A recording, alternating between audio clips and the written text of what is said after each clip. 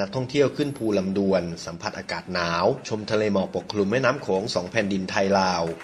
นางจิตรดาศรีชนะผู้ใหญ่บ้านปากชมหมู่10ตำบลปากชมอำเภอปากชมจังหวัดเลยกล่าวว่าช่วงนี้สภาพอากาศหนาวเข้าสู่ฤดูหนาวแล้วจะมีนักท่องเที่ยวจำนวนมากมาชมธรรมชาติสวยงามและทะเลหมอกขาวโพลนที่ปกคลุมแม่น้ำโขงที่กั้นพรมแดนระหว่าง2แผ่นดินไทยลาวอุณหภูมิอยู่ที่ประมาณ18องศาในช่วงวันธรรมดาจะมีนักท่องเที่ยวประมาณ200ถึง300คนต่อวันถ้าเป็นวันหยุดจะมีนักท่องเที่ยวกว่า600ถึง 1,000 คนต่อวันเลยทีเดียวสำหรับนักท่องเที่ยวที่อยากจะเดินทางมาเที่ยวที่ภูลำดวนสามารถสอบถามเส้นทางได้ที่ 080 009 6637 087 213 9373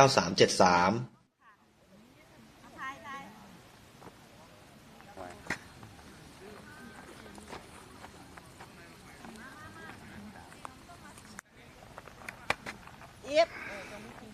เรียกน้องมา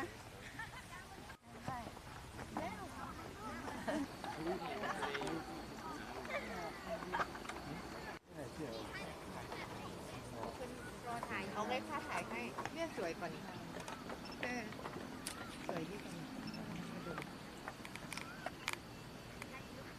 เปลี่ยนแดงเปลี่ยนแดง